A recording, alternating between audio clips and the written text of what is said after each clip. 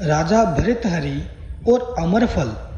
कूड़ कूड़ै नेह लगा विसरिया करतार, किस नाल कीचै दोस्ती सब जग चलन हार।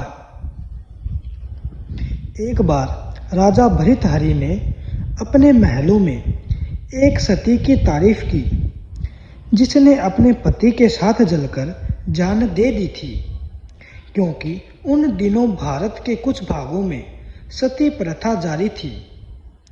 उसकी पत्नी बोली कि उस स्त्री ने अपने आप को चिता तक जाने की फुर्सत ही क्यों दी, क्यों न पहले ही मर गई। राजा भृतहरि ने सोचा कि इतने बड़े ऊंचे वचन कहे हैं, दिल में विचार आया कि आजमाइश तो करें। एक दिन वह शिकार को गया। एक हिरन का शिकार करके अपने कपड़े उसके खून से लथपथ करके घर भेज दिए और कहला भेजा कि राजा शेर के शिकार को गया था, लेकिन शेर ने उसको मार डाला। जब उसकी स्त्री ने यह बात सुनी तो गश खाकर गिर पड़ी और एकदम प्राण त्याग दिए।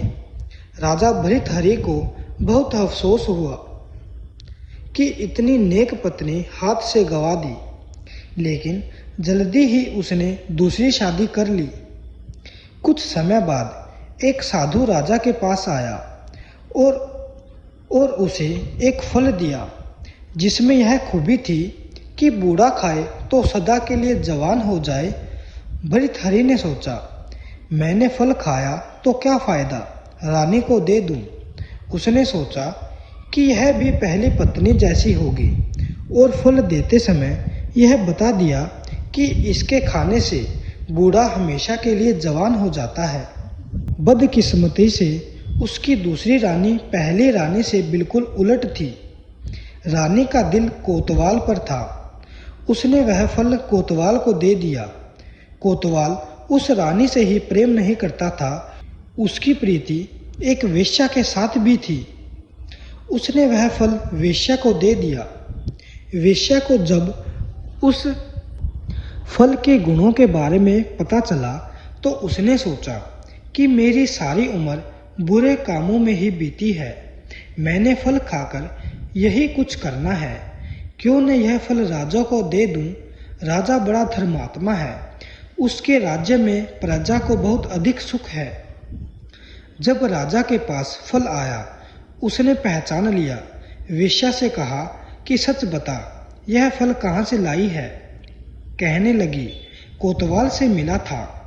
राजा ने नौकर भेजकर कोतवाल को बुलाया और पूछा, सच बताओ, तुम्हें यह फल कहाँ से मिला। कोतवाल पहले तो इधर उधर टालने लगा, लेकिन जब राजा ने धमकाया तब बोल पड़ा कि रानी से मिला है।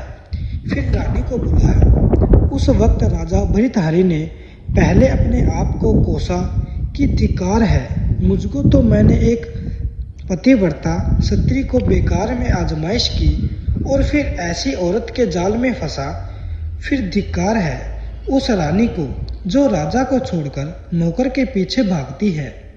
फिर धिक्कार है कोतवाल को जिसको रानी मिली लेकिन रानी को छोड़कर वेश्या के पीछे भागता है। यही सब सोचते हुए राजा भृतहरि ने राजपाट त्याग दिया और अपनी शेष आयु प्रभु भक्ति में बिताई।